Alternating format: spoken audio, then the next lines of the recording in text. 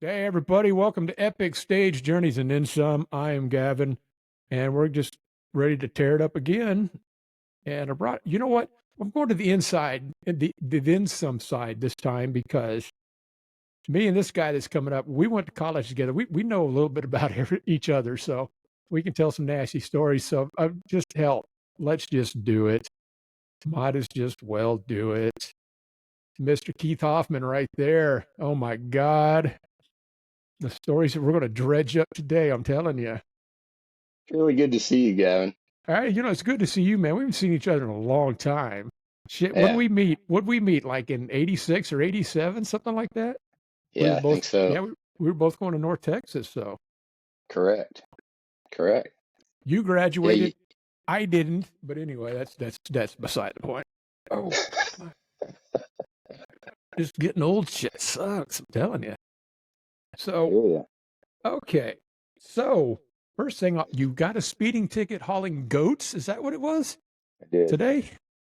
That Yeah, sucks. How I went fast? last weekend. Oh, the poor goats. Boy, You got there it's driving good. like a Yeah, maniac with the goats, man. What's up with that's right. that? I was not, and that's just one of those things where I'm driving with 5,500 pounds in a trailer behind me in San Angelo, and I'm following with traffic, and the police officer pulls me over, says I'm doing 18 miles over the speed limit. It's like, how? Hmm. I mean, You my got you goodness, got but snatched out of the crowd. I did, and what are You you got gonna do? not a damn thing.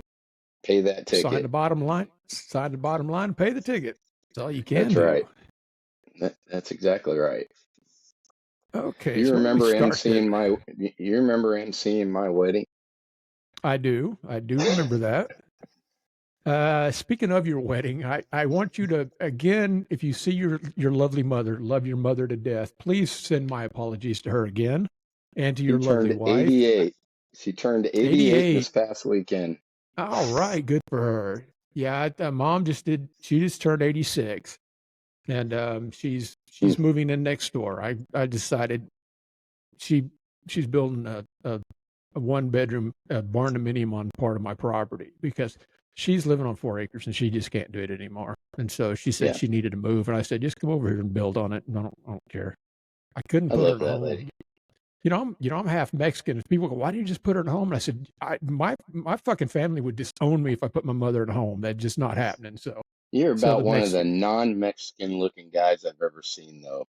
that I am. I got all her traits. I got all her traits. And I got nothing from my dad except Yeah, his temperament sometimes. But because I tell people, you piss me off. I said, you don't want to meet Rudy, so just leave it alone. And that was my dad, and he was an ornery Mexican, I'll tell you that. But he was just one of those, just he wasn't happy about anything. So it was what it was. So. But yeah, I yeah. think I even didn't I do some stuff at Kevin's wedding too. I don't remember. I did something for that too, but God, Well, that's I been so long remember ago. at Kevin's wedding, I remember 4 o'clock in the morning in Midtown at an Irish pub, and I woke up sleeping on top of the bar. And you tell me, "Come on, Keith, it's time to go." And it was I we I closed down New York City. Yes, we did. The city that never sleeps. We shut that bitch down that night because it was, oh my God. I had never been so. I'm not going to, no, I don't want to mention any names or anything. Now, I will mention your lovely sister. And she had a counterpart at one point that I don't remember his name. I do remember his name, but I'm not going to bring it up. But Dapper he Dan. had some Dapper Dan. I called him Dr. Dan because he had he You're had Dapper a he had a nice he had a nice little prescription pill box that he brought with him, and he goes, "Do you want to go fast or do you want to go slow?" And I said, Did he say that? "Speed me up." Yeah, he did. I said, "Speed me up, man," and he gave me something, and I swear to God, I that's what made me drink so much that night. I mean, I was just feeling nothing, no pain, no nothing. I got up the next day and I was like, kill me now. Just please, just kill. I was so miserable. I was so hungover. And you guys left because you had to go out to the dinner and all that stuff. And I was Right. and I was still in the city. And so I bought a ticket and I went to a play. I went and saw Black and Blue on Broadway, and I just went and fished around and did stuff until I went back out to y'all's place. But oh my God, I went into a bar and just sat down there, and there was a female bartender, and she goes, "Are you okay?" And I said, "No, I'm dying." So she gave me a bunch of crackers and water, and she goes, "Here," and I was like, "Thanks." Well, And I she finally, said, she goes, well, there was a doctor in here earlier, and he goes, do you want to go fast or you want to go slow? So now no, not let's again. turn Hell that no. baby around now. Yeah, turn that around. Make me go to sleep for a little while. Shit on that, because I wasn't gonna. Uh-uh. I know him. Doc, Dr. Dan was geared for partying. I can tell you that. So Golly, I mean, whatever happened to him? Did I don't he know. just went away? He just went away. Yeah. He just went away. I Yeah. just recall the last time I saw him, he was trailing that umbrella, walking by himself in downtown New York City, Yeah. and I was like, that was quite the last image I had of him. Twirling his umbrella in New York City. I That's it. remember I was walking while I was in the city. I was walking along, and I caught it out of the corner of my eye. The guy was kind of about a step or two behind me, off to my right, and so I'm just tooling along, and he was wearing these snakeskin boots, and his pants are tucked into him, and I'm thinking, what is this shit? And we Pants are kept tucked walking. into him. Yeah, his pants were tucked in, and they were snakeskin boots, and he's just tooling along. And I finally had to slow down a little bit so he could catch up. And he got there right next to me. It was little Steven. You're kidding. No, it was little Steven. I went, I'll be damned. He goes, "What's up, man?" And I said, "Hey, what's going on?" And he just went on his way. But yeah, he was just tooling along like nobody's business. And I went, that's pretty cool. I ran into little Steven just walking down the sidewalk. That's something else. Got That's up. like when Kevin and I, when he just got out of the Marine Corps, I took him down to Club Dada, and that was like 1984, and we're at uh, Club Dada in Deep Elm, and this guy in this Spanish hat, tiny little guy, comes and sits next to us, and we start talking with him, and ended up doing tequila shots with Stevie Ray Vaughan all night. That Yeah. was that was See, that was pretty people cool. people run into shit like that all the time. It just happens, and it's so funny that you never know who you're going to run into.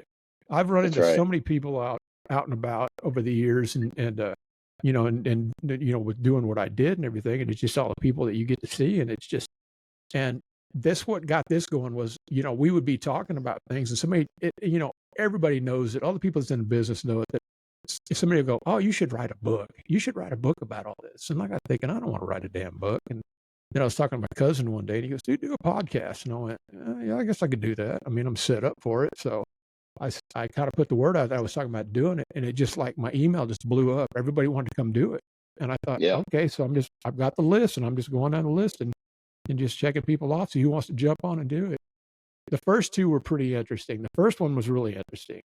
A guy named Eric Love, I've known him for years. He did security. He was with the Tarrant County Sheriff's Department for, I don't know, 25 years or something. But he did a lot of security for me in the venues that we used to run. And oh my God, the stories. Matter of fact, he came by today. He had to pick up a car today from me that we're donating to Cars for Kids. But the stories he can tell is just amazing. The people he's run into and everything. So, Hmm. but so I you, think once that we're our age, it's interesting on how much you can reminisce. And when you're younger, especially in your 20s, and you're trying to make a mark in life and do the best that you can, it's it's so interesting on how inspirational every moment is and every story that you create. How important it is to create those stories too. it is. I mean, and God, the stories that we've created over the years is just it's ridiculous. The Well, can I things that have tell happened to one? me. Sure, go ahead. I remember when Maybe. we were at that, what was that frozen daiquiri place on Greenville Avenue? What was that called? Do you Oh remember? man, it It wasn't. was on Skillman or Greenville. I don't remember. But you had Trying to think some of what it would girl, have and been. you met some girl, and pretty girl, and you said, "Hey Keith, you mind taking my cousin home? I'm talking to this girl here." And I went, Gavin, it's 2 o'clock in the morning. You're like, "Come on, man." I'm like, "All right, fine." So I get this super, super drunk woman in my Jeep, and we head out. And little did I know it was Irving, Texas, that I had to go and had to stop like 3 times so she could she could throw up on the side of the road. Oh yeah. Finally, about 3:30, 4 o'clock in the morning, we get to her cousin's house. I don't even know if it's the right house. I carry her over my shoulder into the house, into this room. She's making all this noise, and I put her on the bed, and I'm gonna leave, but I see a couch right next to the kitchen on the way out, so I just crash on that couch. I said, I'm too tired to drive all the way home. I'm just gonna crash. And the next morning, I hear this all this commotion. I'm smelling breakfast, eggs and bacon, and smelling good. And I open my eyes, and there's Terry Bradshaw making eggs in the kitchen. And I went, Yep. I remember that. hey, I do he remember goes, that. he's making eggs, and he's like, good morning. Good morning. I'm sitting up on the couch, I'm just super hungry. He goes, what the fuck are you? I go, Mr. Bradshaw, my name's Keith Hoffman. He goes, what the fuck are you doing on my couch? I was like, sir, I brought home, what was her name? Stephanie?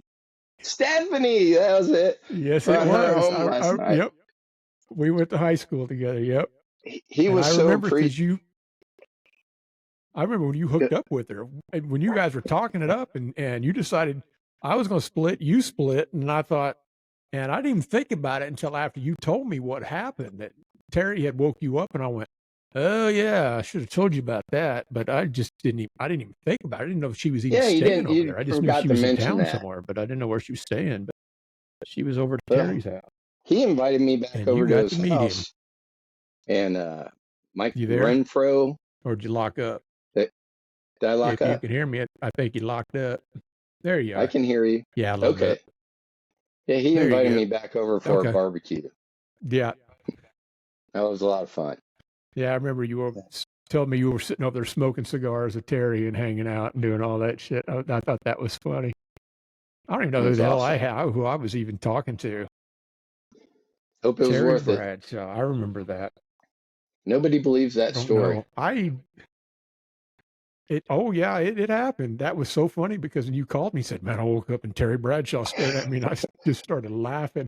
I said, whoops, I guess I should have told you about him, but I didn't know where she was staying over there though. That was funny though. But yeah, when you said that, I went, oh yeah, they're cousins. And then you got to meet him. Hell of a Yeah, way to oh meet him, yeah. but you got to meet him. One wrong word, he would have put those eggs away and just grabbed me and threw me out of the door. That's for sure. Yeah, he would have. My parents used to do business with him in the oil and gas business. My dad used to lease a lot of his property and stuff, and he came by Really? he'd come by the house Okay. every once in a while. He'd come by the house every once in a while, and one day I had him, and I threw a football to him, and I said, "Throw me a pass." No. Once, and he threw it to me, and I thought it tore my hands off. I swear to I God, the dude. bet. I mean, he's Not the powerful. I brightest mean, he thing could. you asked Terry Bradshaw to throw No, you a pass. no, no. I just figured I got this, and shit, he drilled me, and I was like, no, no more of that crap. But he was a really nice guy. He was always funny because He's he a always take his teeth out. fantastic gentleman. He is. He's a really nice Fantastic. guy.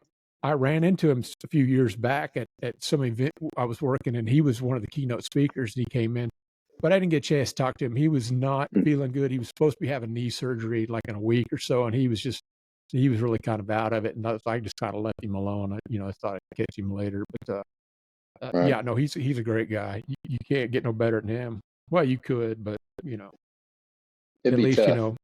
yeah, when you're especially when you're out banging his cousin, that's a good way to meet him when you do that. So Boy, don't say that.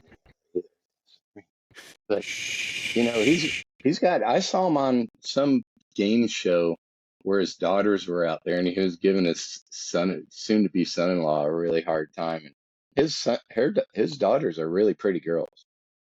Oh yeah, they're good looking girls. Thank God they take after their mom. But yeah, they're very pretty women. That's for sure. His wife, she's beautiful. I think this is like his, I don't know, fourth or fifth one. Who knows? 18th, yeah.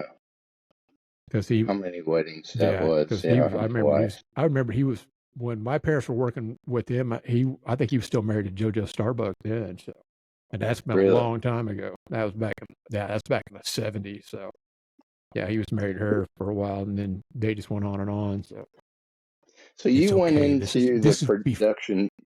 I'm sorry.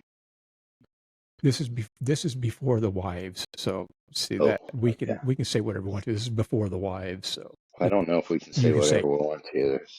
There's some things that I'm very nervous sitting here about that I hope you do not bring up. But that's hmm, the way it goes. But anyway, I once damn. went. I got backstage passes to Mitt. No, what was her name? Who was the lead singer for Fleetwood Mac? Oh, Stevie Nicks. Well, Stevie Stevie Nicks was one Nicks. up. She's one of the singers. Yeah, and you had Yeah, Christine McVie. You had we had it was Bette Midler and Stevie Nicks concert, and afterwards I sat there and I watched the crews disassemble the entire stage and the sound systems and all that, fun and to they watch. all It's had fun to on watch, isn't it? they had all different shirts on, and it was so Hmm. orchestrated, it was so perfect. There was Yeah, no, you know, in between times of processes is called throughput, right? There was no throughput. It was just process, process, process. And I thought yeah. of you. I mean, that was your gig, wasn't it? It was a little different for me because with the guys that were on the road, like on tour like that all the time, they had the same thing every show. So they just knew that they had to hang this one, show and get it done, and not taking anything away from them because they're all Hmm. great guys. I mean, I've got a lot of friends that do it. I've got a lot of friends who are still doing it. But it was for us, it was always a different show every time we went out. So it could How be, so? you know, well, you never know what you were going to be dealing with. If you had a client that we were going to have this certain scenery and all this stuff, and that changed everything, it changed the lighting up, you'd have to move his audio and stuff. So you always Yeah, had that. With the guys out on tour, it was the same thing in and out all the time. And all their stuff was numbered. It was packed in the truck a certain way. It came out a certain way, and boom, boom, boom. And that's how it was orchestrated. And then the guys in colors, like this color would do audio, this color would do lighting, this color's rigging, and it just yeah, they do it quick. And because they're in the morning, do the show, they're out that night, and they're on to the next one. And that, I had friends that tried to get me that were out on the road, tried to get me to come out and go on tour with them, but I just couldn't do it. I was too much of a homebody. I was like, so I don't want to be on what a was your job? What was your primary role? when I finished up, I was a production manager, and so everything came across my desk. Whatever was happening came off across my desk, and that was anything from the talent to the labor to the trucking to the equipment to the venue. I had to know where everything was going, when it was coming, when it was coming out. And it's just all that. But for us, we would be maybe 2 days in, then we do the event, whether it be for a day or it'd be 7 days, it just didn't matter. And then when we finished on the last day, we would just take it out. And of course, it comes out way faster than it goes in. You got gravity's on your side for that. So I mean, everything just comes down Really? pretty fast. Yeah, it doesn't take long to get it out. Getting it up, that's a whole different story. You got to get everything in, get everything hung, and all that. But then, You ever so had that one of that those mishaps where just and the gun on the onset everything goes wrong? shit. Yeah. Oh yeah, a lot of those. If it just takes one thing. If somebody throws just that washer into the gears and it's like boom, and it just shuts everything else and redirects everything. Yeah, we've done that before. We've had those. I've had it to where I think we were in Boston one time, and we were loading in, and I kept going, has anybody seen the rigging truck? Where is the rigging truck? Was always the first one in. Rigging was first in, man. We got to get the motors out. We got to start, pulling chains, getting that shit ready to get up in the air. No rigging truck. No, no, no rigging truck. No rigging truck. And I was like, guys, we're like, we're 4 hours into this already. We still don't have that truck.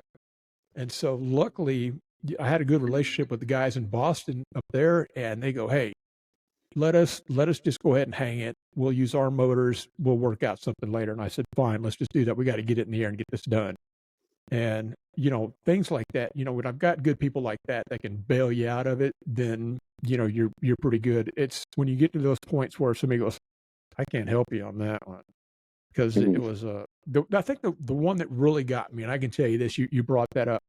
The one that got me was Budweiser Superfest in Dallas. I used to do that, and this was back in this is in the late 80s, about mid to late 80s, well, about 88, 89 probably. but I was just a PM. I was just a production manager on that one. That was, and this was like my third show. The big shows like that, but they had I forget who all was playing. It was the Gap Band. It was oh shit, there was all kinds of bands playing. And I say the Gap Band because they're the ones that really threw the wrench in the works. And they came and everything. And the one of the tour managers came and got me and said, "Hey, need you to help us out." And I said, "What do you got?" And he goes, "Well, we need to get backline gear for the Gap Band." And backline, when you say that, you could be anything. And so I said, "Sure, okay, what do you need?" He goes, "We need all of it." And I mean, "What do you mean you need all of it?" He goes, "We need drums, we need amps, we need yada yada yada, Everything. keyboards, yeah, all this." And I'm like going, "What is going on?" Well, they had played a show like a night before, a couple days before, and they got into an argument with their trucking company and they fired them and wouldn't pay them. So the trucking company goes, "Well, when you pay us, you can have your shit back," and took all their stuff and left.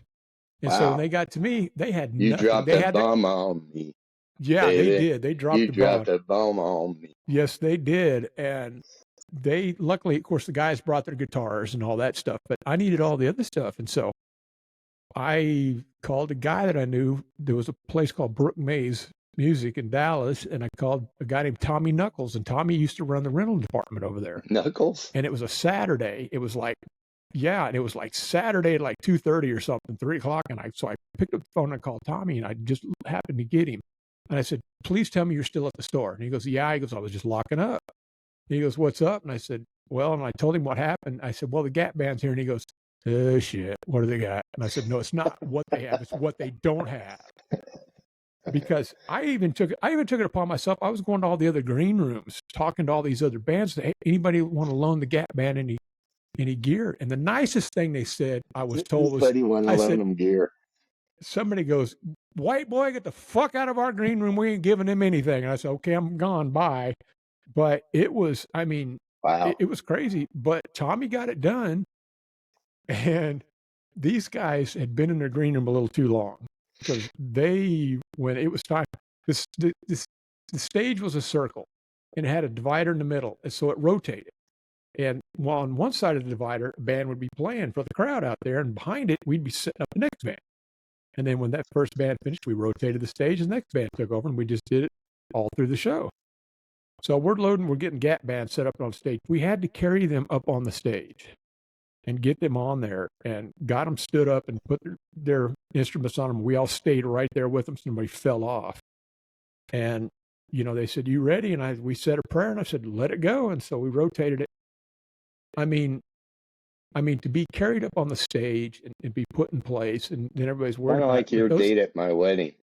Yeah, okay. All right. Here we go. We're going to bring that up now, are we? Okay. We'll get to that in a minute, asshole. We'll get to that in a minute, okay? But it was they spun it around, and those guys tore the roof off the place. I mean, it was just amazing. And then they come back around. Really? They all passed out right on their spot. We drug them off the stage when they finished. We threw them back in the green room, and they were done. It just becomes second nature after a while, doesn't it? But yeah, it does. After a while, you don't know what you're going to run into, and it's just you've pretty much seen it all pretty much.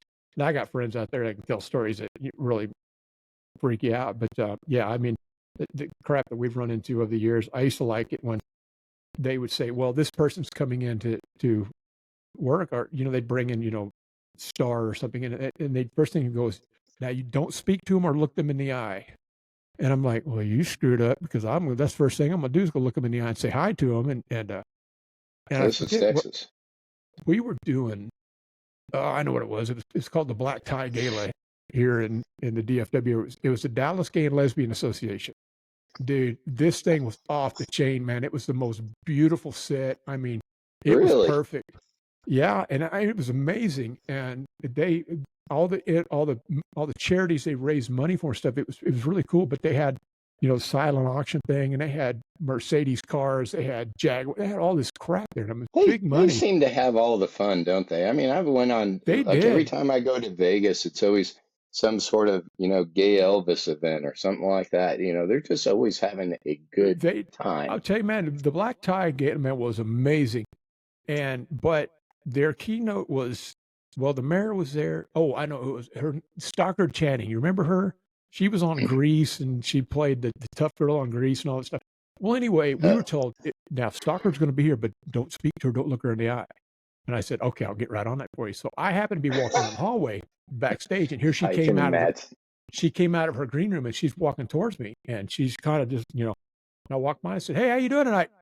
And she just went, picked it up and just scrambled off and just never said a word. And I went, Wow. it just killed me Weirdo. that people, I know there's people have to be like that, but I mean, we've had nice ones. We've had, pretty squirrely ones too, though. Oh, so Yeah, you do we always want, gonna wonder if it's anxiety or what that makes people be that way. But I think there's some people that, if you got a bunch of people blowing smoke up your ass all the time, you start to yeah, believe that stuff after a while. I'll tell yeah. you, it was like that. It drove me. That was Yoko Ono. I had to work with her one time. Did you really? I don't want I to ever love do the that video again. with her with Chuck Berry. She just Oh starts my God. screaming. When Chuck looks at him and he goes, what the fuck is this? Yeah, I know she that started was doing it. awful. Yeah. I worked with her one time and I kept her at a distance. She was a whack job. She was nutty. Hmm. And she had like 4 assistants and, they had it, she had them just scrambling all over the place. And I was just like, and I just kind of pushed her off the side and said, I'll deal with you later. But Yeah, that's when I was doing NAM and out in Anaheim. Did NAM and I did winter NAM and summer NAM, and that was the music merchandiser. So every musical instrument maker on the planet is there. So I mean, it just you get lost out there. But wow. yeah, she was out Well, there for that. I think you were going towards more of the, there's the theory of the peaches and coconuts. It's like people from Texas are peaches versus people from New York are coconuts. Where people in Texas, we're a super nice people.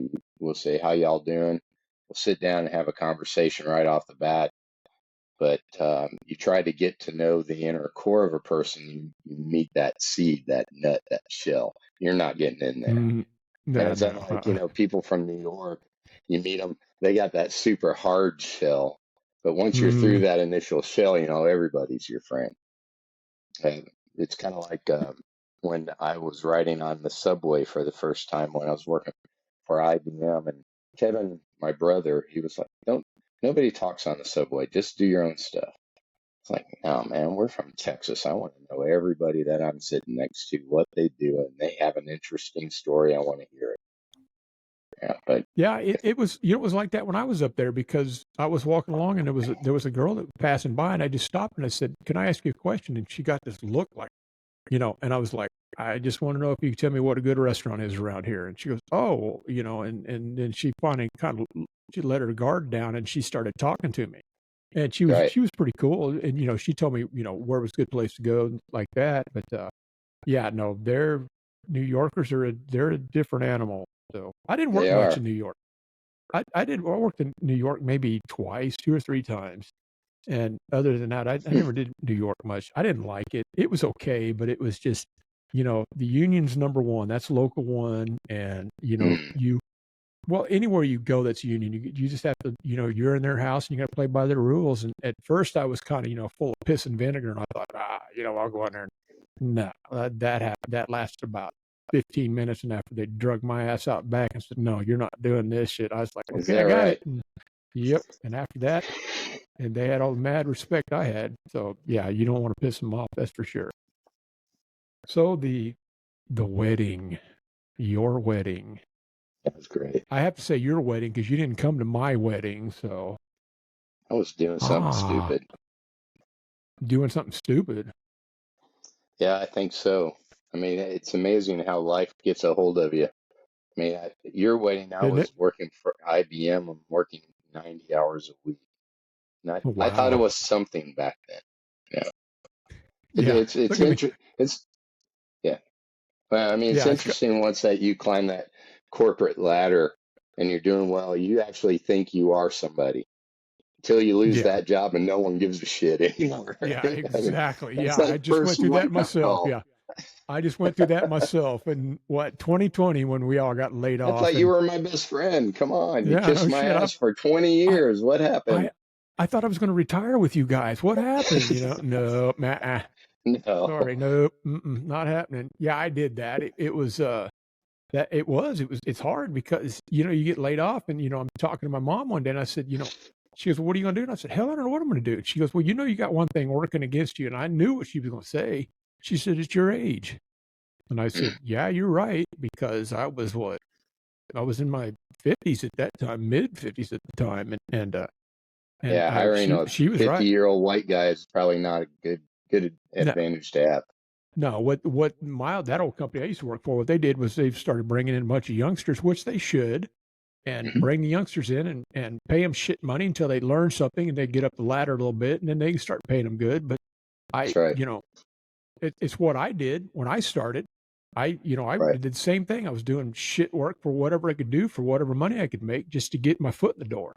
So, Mhm. it took a run to do that. And, I can say I don't blame them, but, I also can say, you assholes, like you could have let me come back to work for a little while, and they did for a little while. They brought us back as contractors, but then they found out that that's kind of expensive because I got to get paid overtime and, all that stuff that when I didn't get before because I was a manager. And All right. so then I started making all that money and it was like, I mean, you can make good money if you run into that stuff. Well, I think someone, I don't know if it's out there. I did do a quick review. Someone that wanted to write a very successful book, they'd write it on the psychology of the work. And once that you're on the outside of that little ecosystem, that ecosystem is going to continue on. And even if you think that if you leave that ecosystem is going to blow apart, you couldn't be more wrong about that. It's going to keep on keeping on, and Yeah. it's a strange feeling when you're laid off and you think that you're a very important part of that cog, and you're just not. No, because I remember, back in the day, if I left the venue then, well, shit, word would get out and somebody'd call me and say, hey, we heard you're looking. Come on, come over here and work. And that was, but that was back when, you're in your 20s and 30s and Yeah, you're okay. And then by the time, when I jumped ship on that and started just doing the corporate stuff and things like that, then it changed a little bit. But I got lucky, when I was working for one company, they just went out of business.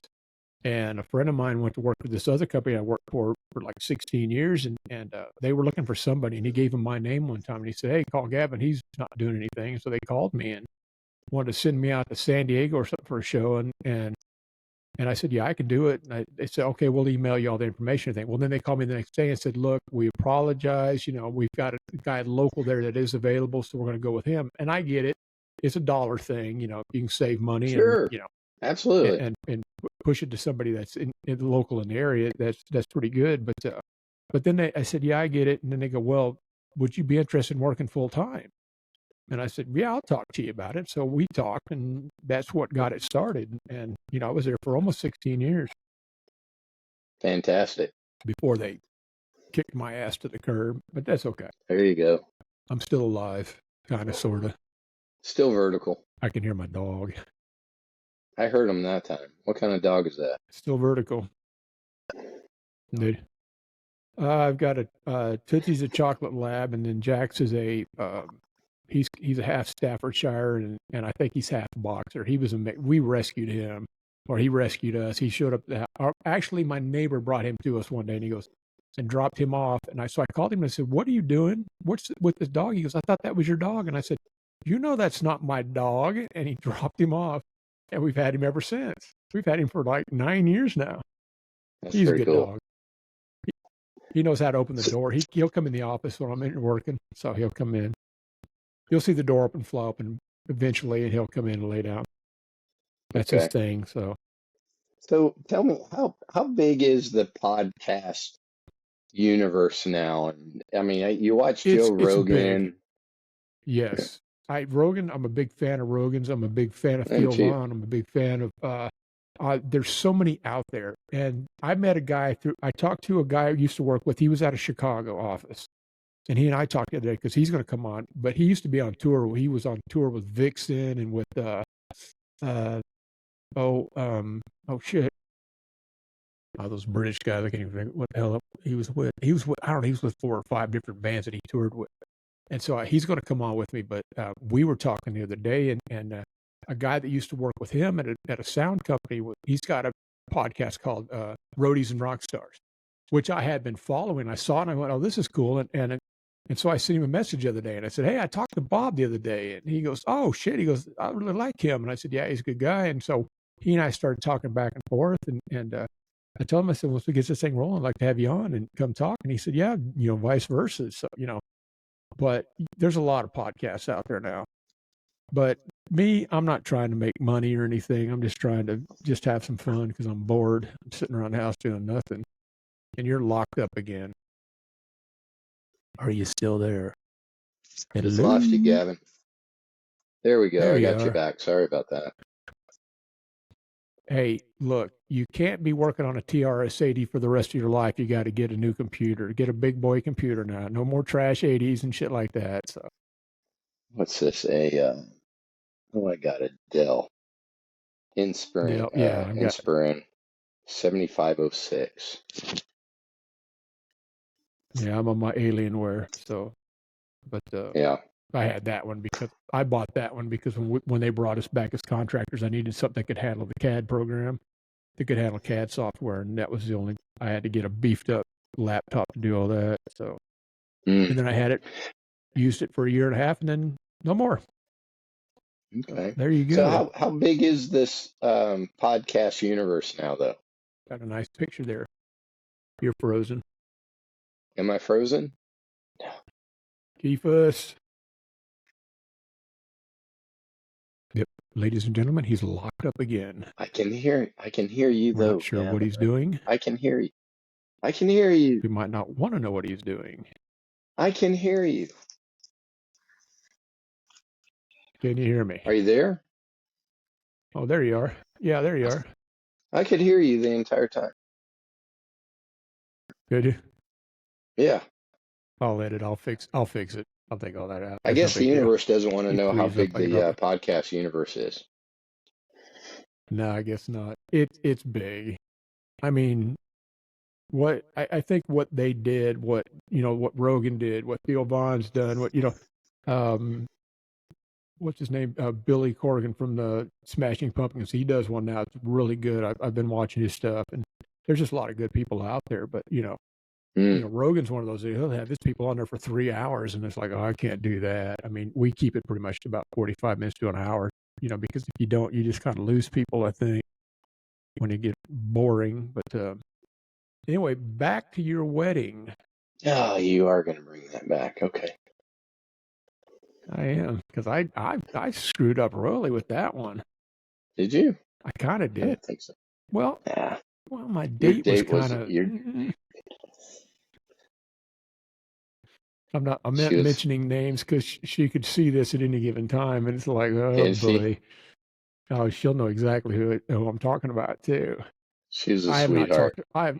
I have not talked to her in years, but I know that she's been fighting some medical issues and stuff. But I guess she's okay. I talked to a friend of hers that's really good friends with my wife. They went to like high school and shit together. And so I'll ask her every hey, how's Pam? Everything good? And she's, oh yeah, she's married and lives out by the lake and stuff. And so she's doing okay. Hey, you said you I weren't haven't going to talked say to names, but yeah, you just her.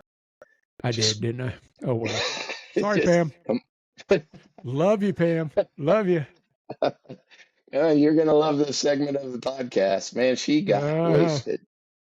oh God, did she? I remember Yes, laying out in the neighbor's yard across the street, taking her shoes off and throwing them at me, and she goes, "I gotta go home." And I'm, okay, I'm taking you home.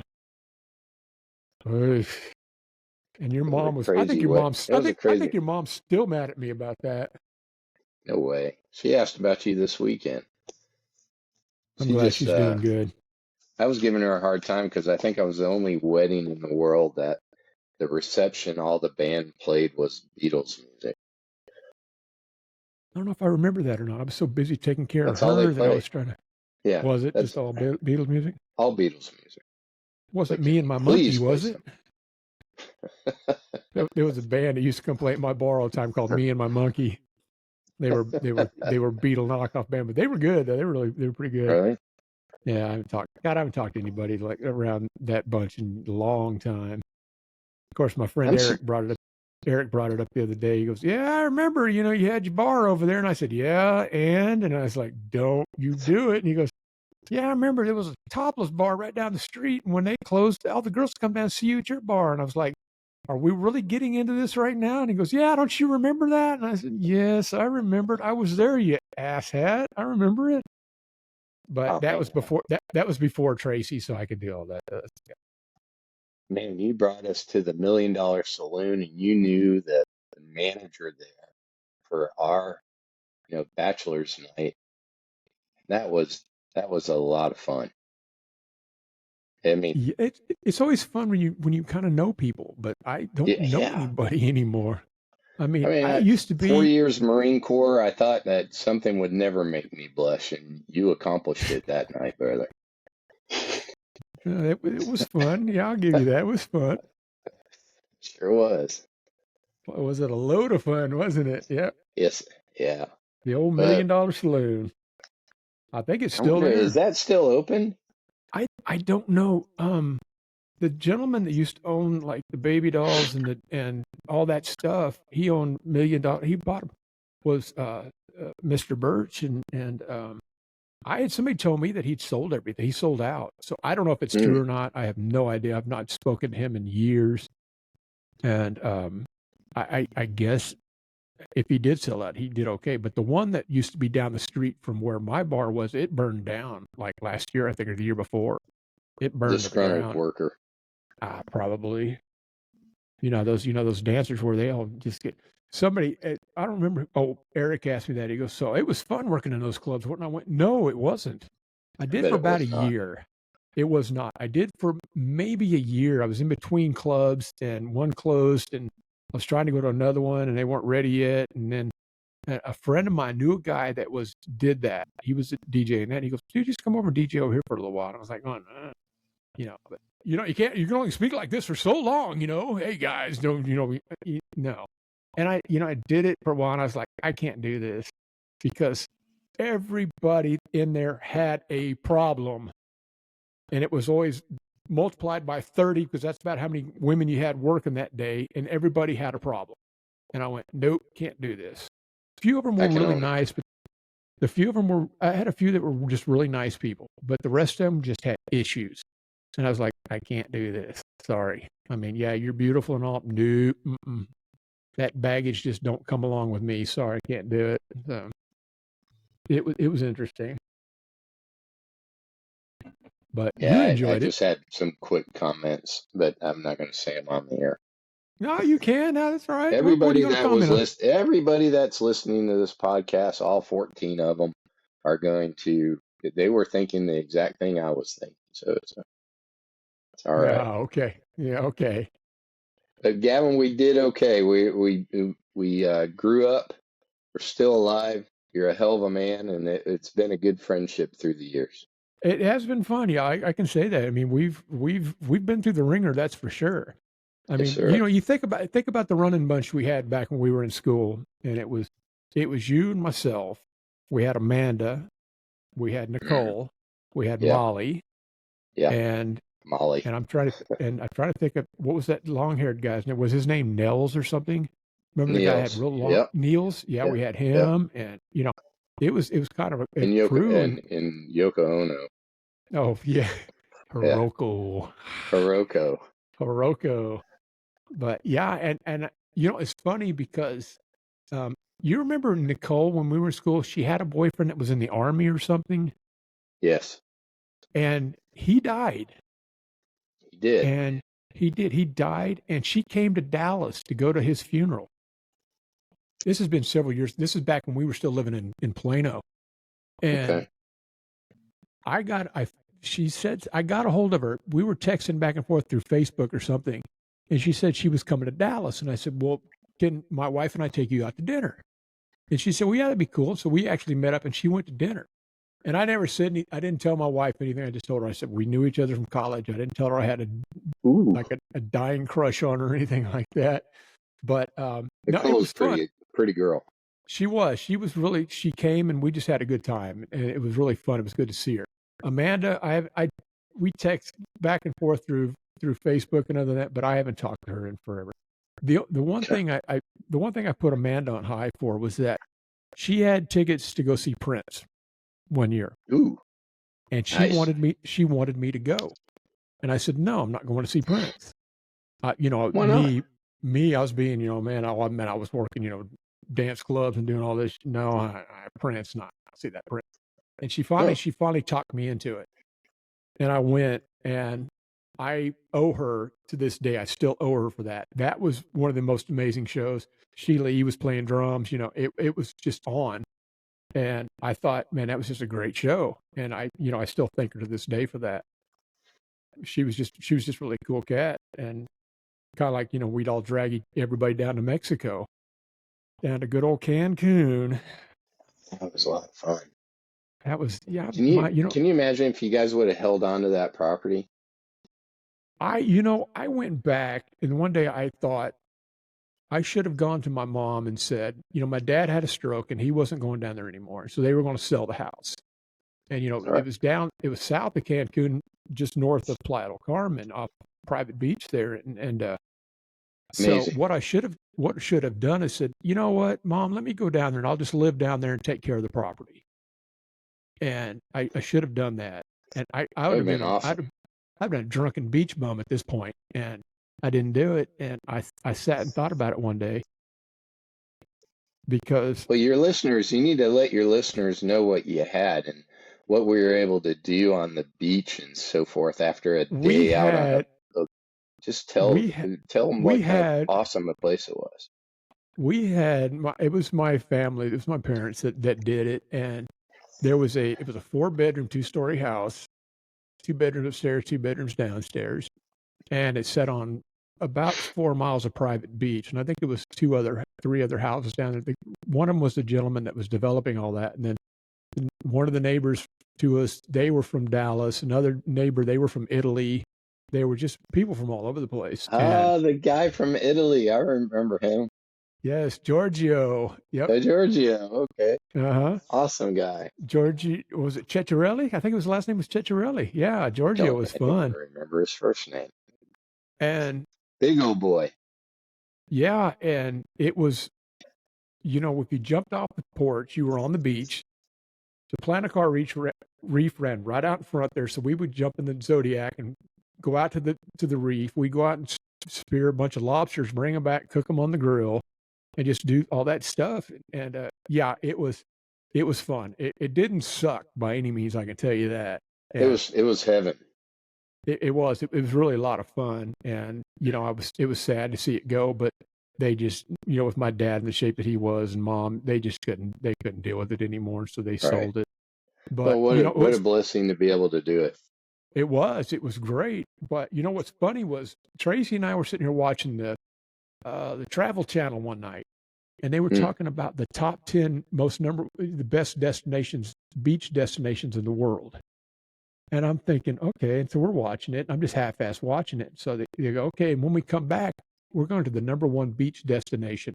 And I went, if what was it? It was called Maroma Beach, is what the guy's name. His name was Jose Luis Moreno, and Jose Luis that was his place, and he called it Maroma Beach.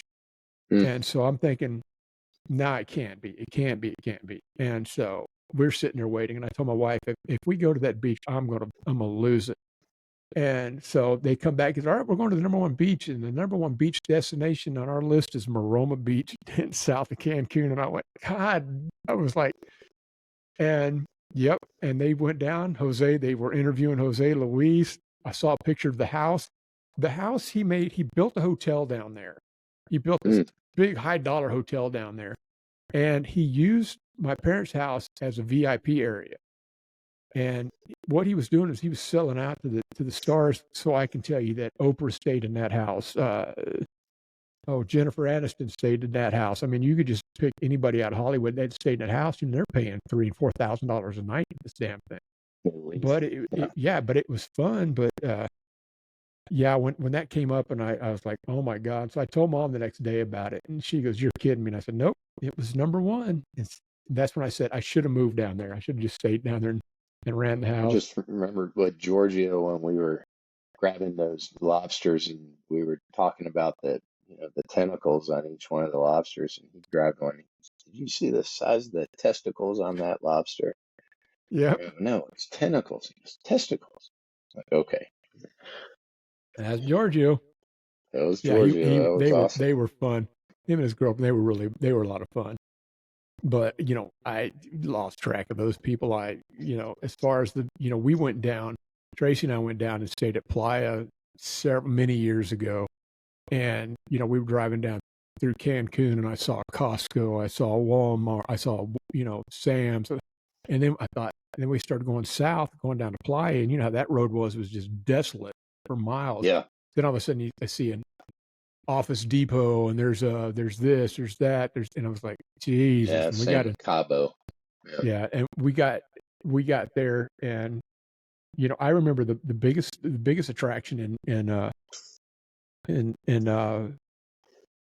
whatchamacallit was the Blue Parrot. That was the big hangout then, and we got down there. The Blue Parrot was still there, but then there was also there was a Costco. There was all kinds of stuff down there. I went, But you're right. It's kind of like Cabo in the same way. They did that down there too. Yep. But to be able to go to the Mayan ruins down there and be able to do those lobsters on the beach with a couple of girls being in your 20s, that's living Yep. right, man. Uh-huh. It's just You didn't have any problem getting anybody. You didn't have a problem getting anybody to go with you. None. no. I could call somebody. Hey, we're going down to the house next week. Want to go? Yep, yeah, I'll go. Yeah. Oh yeah. Tell me, Everybody what do I wanted to need to go. bring? How do I need to be there? Absolutely. Yeah, yeah. Made a lot of Well, friends down there. And we did one thing a lot of people didn't get to do. We got to climb the pyramid down there because they don't let you on it anymore. they don't? No, they Huh. won't let you. They No, won't we let you climb climbed it up it. anymore. Oh yeah. That was No, they won't let steep. you. Yeah, and no, I was told they don't let you do it anymore. They've got signs up and stuff that said they won't let you climb it anymore. So I got thinking, yeah, we Okay. did that. We did that. So We did that and no one was there. mm-mm. There was not a lot of people down there at that time. All I right. remember the first time I went to Cancun, I think there was 2 traffic lights in the entire city at that Wow. time. And Playa, there was nothing. It was just dirt roads and stuff. When we And then they first started built their going down house. to Cabo, we had to take a donkey across, put off our luggage on a donkey and go across this ravine because all the floods would wipe out the bridges, everything. So they'd have Good donkeys ready Lord. for us. That was back when you'd catch a ton of fish down there. Now it's so commercialized. It's amazing what happens. Life happens. Oh, yeah, it was.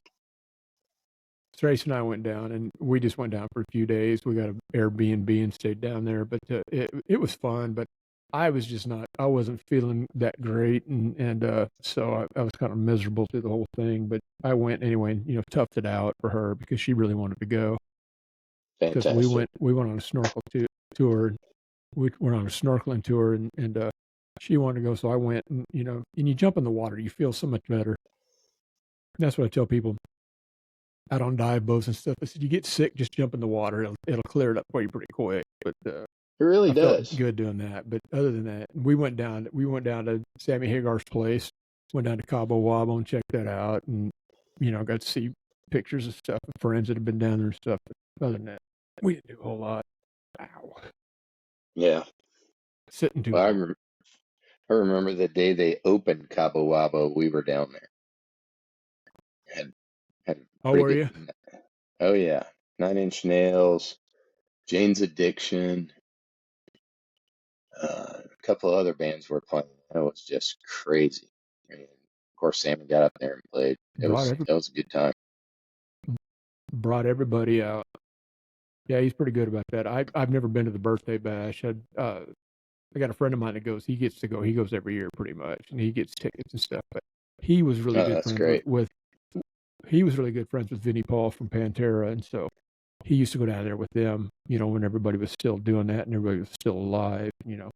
Here's to you, Vince. I mean, but Yeah. Yeah.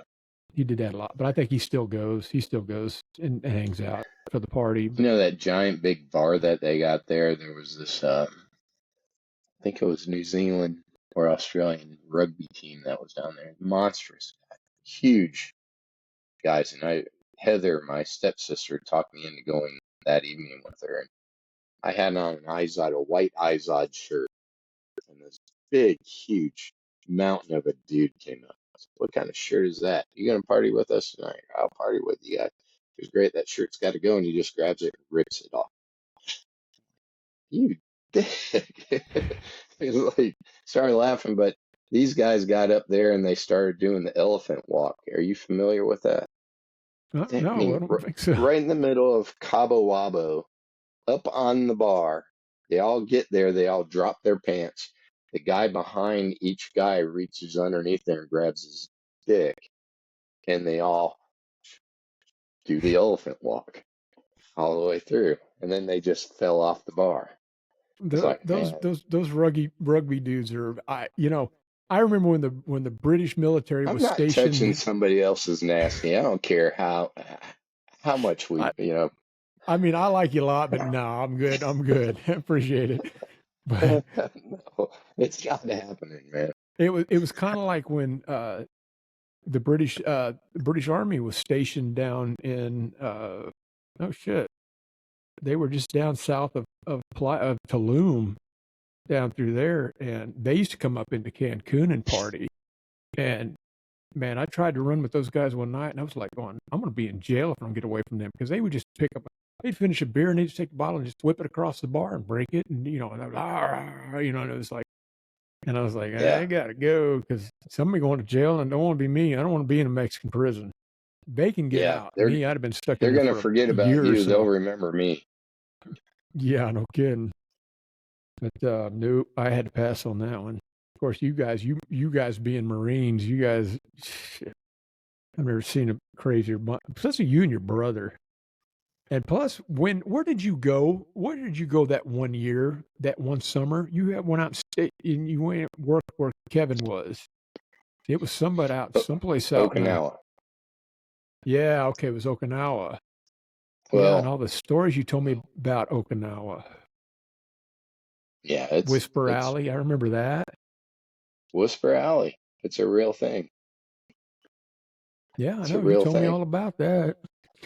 I mean, that was back in the days where, we could go to 29 Palms, which is in the middle of Mojave Desert, and do a CAX with the Israeli army. And then afterwards, we'd go down to Tijuana and just have a great time in Tijuana. Just come back. Can't Go do down to that the donkey anymore. It's show too at bad. Tijuana. No, Yeah, no, I took the Tracy to Tijuana one year. I don't remember what year it was, but it's not I a was working in date town. San Diego.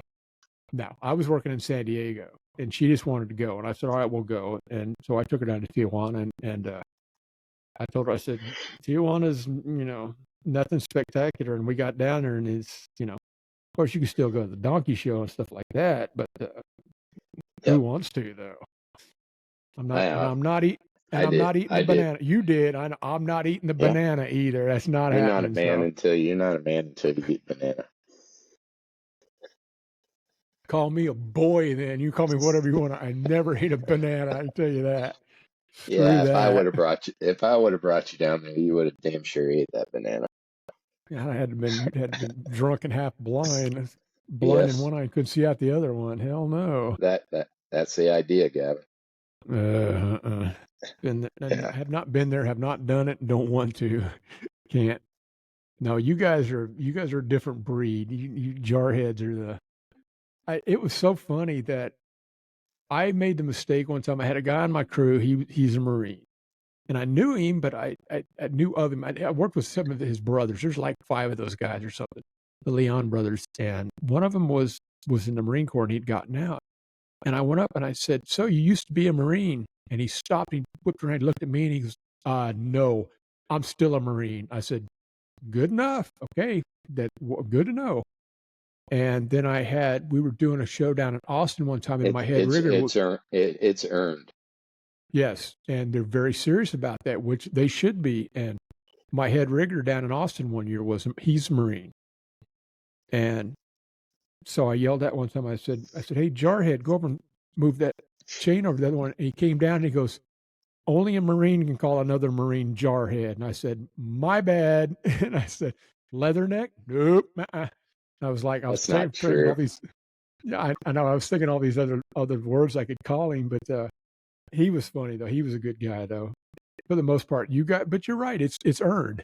You guys earned Yeah. that wholeheartedly, and I We are a can't take bunch that of away from anybody. crayon eating, just hard charging, Oh patriotic, yeah, yes you are. semper fidelis the whole way, always faithful kind of guys. I can tell you that talking about the Marine Corps. One of the worst ass chewings I got was we were at, I forget what venue it was. It might have been Cowboys in Arlington, but I was somewhere in the club. I know what it was. The Marine Corps balls every year, and I forget where they go to have it. And I told everybody, I said, Anywhere. anybody that shows up November in 10th. uniform, yeah, anybody shows up in uniform with their dates and everything else, they pay no cover. I want to get them in. We'll get them to places. We'll get them set. So I get a call. We were well into the night, and I get a call and said, hey, we've got an issue. Can you come up here and take care of it? And I said, yeah, I'll be up in a minute. So I came up, and there was a guy talking to one of my security guys, and he was in dress blues. And I went, Oop. what the hell? So I walked over, and I said, what's going on? And he turned and looked at me. So you run this place? Yes, sir, I do.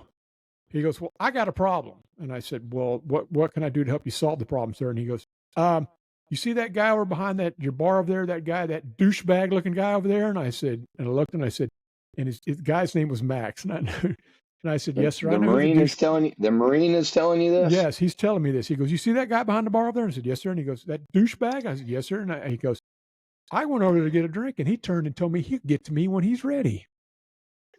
And I went, well, sir, I can tell you this. I apologize. I'll take responsibility for him. And he said, well, goddamn, I'm glad somebody stood up and took some responsibility in here. And I said, well, come to find he was a drill sergeant or something. But he was mad. He wore my ass out. And I'm standing and I'm taking it. I'm not saying a word. I'm just going, yes, sir, okay, do it. I'll take care of it. And I could look over the shoulder, and all his buddies are up there, and they're all just laughing. They're just laughing at me. And I'm like going, you asses. Is he And just so, yanking your chain just to yank it? no. I mean, he was mad. He was pissed. He goes, I'm not going to have anybody tell me they'll get to me when they're ready. I was standing there. I had my money in my hand. I was ready for a cocktail. And I said, that's not acceptable, sir. I apologize. I take full responsibility. So he wore me out for it. But I told him, I said, well, sir, if I may speak. And he goes, yeah, go ahead. I want to hear what you got to say. I said, I want you and your friends, get your friends together with your dates, bring them back to this spot right here.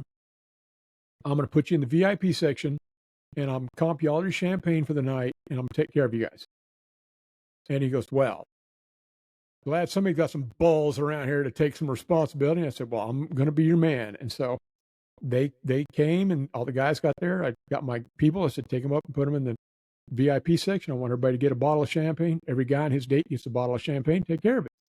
And so at the end of the night, everybody's leaving. Who comes up dragging up Les? All those guys, all those Marines carrying their buddy that chewed my ass out, dragging him out because he's so drunk he can't even walk. And I looked over and I said, just like a bunch of fucking Marines. And he goes, how's that? And I said, you first one's in, the last one's leave. He goes, oorah, motherfucker. And they left. And I said, well, I made a friend. So I think he came back the next year and said hi. Fantastic. But I know, my God, that was an ass chew, and I really didn't want. But he was good at it. I'm sure you know all about that. He forgot that honor piece of our credo. But no, I've had. He sounded a lot like Staff Sergeant Driscoll, who broke my finger in half during boot camp when Kevin, my brother, was honor man. So if in Marine Corps you're the best at PT and you get the highest scores, you get your dress blues and you carry the guide on and you lead the platoon during graduation. And Kevin was the honor man, and I was supposed to be honor man. And 3 days before graduation, we're all out on the parade deck, and we're practicing for graduation. He called a column left, which is a turn left for the entire platoon. The guide, the honor man, is supposed to turn, and then the entire platoon turns right behind him. And I don't know where I was. I think I was at your place in Cancun in my mind, but I turned right instead of left. And Staff Sergeant Driscoll came up to me and grabbed at my left pinky. I don't know if you can see it right there. He broke that thing in half, and he was something else. I knew at that point that I could absolutely kill a man, Gotta love without them. a doubt. You gotta love Like him. He was a I, hard charging, nail eating, just just a messed up man. But boy, oh boy, it was nothing for him to snap that. he got your attention real quick too, just He like got that my guy did. attention That guy on that my night. knees. And I went over to the bar afterwards, and I got Max, and I dragged him back in the hallway, and I said, "Don't you ever put me in that position again. If that man says I need a drink, I want you to drop everything." He goes, "I had all these people in front of him," and I said, "Nope, not these guys. This is their night. I want everybody to go the extra mile for these people," and we did for the most Marine part. Corps ball. Yeah, oh Right. yeah, it was important to those guys, and I wanted to be part of it and help them out, and so I wanted them to feel like they could come out and don't worry about paying for anything. We're going to take care of you and everything. And then that happened, and I went, shit. I said I was going to be unscathed for the night, but nope, You're a good always egg, something. Gavin. Yeah, I well, only think I 1 in 100 guys would have handled it the way that you did. I That mean, was a class deal. well, I sure as hell wasn't going to argue with him and say, "Oh no, that's not correct," because that would have It been wouldn't have end that one. well. Yeah, no, that no, like my dad taught me. My bonus dad taught me a long time ago. Just so you know what a bonus dad is I had a stepfather that pretty much raised me after my dad died, and he was my bonus dad. But he taught me. He said, "When the shit hits the fan," he goes, "You better stand up and take it." He said, "Because if you lie and don't take it, and they catch you later," he goes, "it's going to be 10 times worse than it would be if you just taken the hit at that point." And I said, That's "Okay, right. fine." So that's how I lived it. I said, if it happens, then it is what it is, and I've I take never the heard the hit. term bonus dad, Yep, he was my bonus but I dad. had Dave Tomlin, Yeah, God you rest his had soul. Dave. Yep, Yeah. good old Guy Dave, took man. he took me to get my first suit, and he told the guy, and I didn't understand what he said. He said, Take us to the plastic hangers. Don't take us to the wooden hangers." And I had no idea what he was talking. The plastic hangers. Yeah, Sorry, I was take looking us at to something real quick. we're at Nordstrom's, and he said, "Yeah, take us to the plastic hangers, not the wooden hangers." Yeah, I I'm loved like, you. huh? I loved Dave. Huh? He was a good guy. He was really a nice guy. Him and his kids, and it's so weird just how everything changed. My bonus dad, he passed away, and he passed away the same year we got married. That was back in '03, and Yeah. it was really funny because I didn't know this. Mom told us this later and made Tracy cry. we we had our wedding. We were going to go to Vegas, and because he was gone, and his mom was alone by herself on the property. And I said, "Look, we're just going to go to Vegas and fly you out there with us, and we're just going to get married out there." She said, "No, I want to have it here at the house." She lived on 5 acres, and I said, "Okay." And so we just told everybody we're having a luau, just dress up in Hawaiian garb and just come hang out. And it was basically a big party interrupted by a wedding, is what it was. But I didn't know this, but the flag that was draped over his coffin when we buried him, she flew it out on the flagpole that day we got married. And she didn't tell us that for years. It was a long time. She didn't tell us that until like about maybe 5 years ago or something. She said, "Did I ever tell you that, Oh, I'm sorry. Can you hear my fun music?" Fish. Sorry. It was my clock was going off. But yeah, she said, "Yo, yeah, I flew his flag for you during your wedding." And of course, Tracy, she breaks out and cries, and I thought it was pretty cool. But I've got it; it's in a box back here behind me. I got to put them all up on the wall again. You put that in a Sorry. shadow box. Yeah, I've got three of them. I've got bonus dads, my grandfather, and my biological father. I've got all three of those flags. and I've got to put them all back. I've got one in a box, and the other two I got to put in boxes. But somebody, I Mm. think I can get them. And I can put all three of them in one, which would be kind of cool. But yeah, that was pretty interesting when she did that, and Oh, but it was that's normal. wonderful. Yeah, it was. I thought it was Yeah. really nice. I thought So, I can tell you another story. My grandfather died. He survived 11 days after the invasion of Normandy at Omaha Beach, and he was killed by a chateau um, just north of St. Lo. There was a huge battle in St. Lo, and he was killed at this chateau. And I decided with my wife to go out there and go visit. And it's amazing when you're there, the humble position that you're placed in, oh and yeah, the people that go to serve family members that have are meeting their fallen relatives that are there at that gravesite. And what was interesting about it was, and talk about emotions, is that the lady who showed me my gravesite, she was hat in hand, the entire time. And I said, "Why do you do what you do?" She goes, "I'm the second generation now that does this. And during World War II, my family was captured by the Germans and made to, create bombs against the Americans. So my entire family, for here evermore, will say we're sorry by servicing these graves." wow, that's pretty neat. Wow. That Everyone's got a story, so you got to make sure you honor it. yeah, I went to the Vietnam Memorial in D.C. one year. I was up there working, and we had a day off, and so we were actually working in Baltimore, and we had a car. So my lighting guy and we jumped in the car and went down to D.C. We're just going to go out and just sightsee and stuff. And I went to the Vietnam Memorial, and I'd never been before. Yeah, And my uncle's name's on that wall, something else. Yeah. and it really is. And I went and got the piece of paper, and you put up there and you scratch the name on it and everything. And so I got the piece of paper from a guy that was handing them out over there at the table, and he handed it to me, and I said, is there a tip jar? Do I pay for this? Whatever. He goes, nope, it's yours. Just take it and go." And I went, and he was like, "It's what I do." And I said, "Okay." And so, but yeah, it is. It's very surreal. It's people leaning up against it with the hands on the names, crying. It's pretty emotional just to see the whole thing.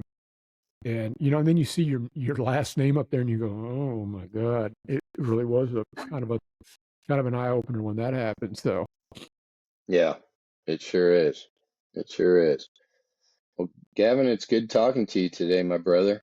it has been, man. We need to do it again. I'm just sitting there looking to see. Oh, my thingy went off. So I was looking to see what time it was. I don't know how long we've been talking. I ain't even keeping track of the timers.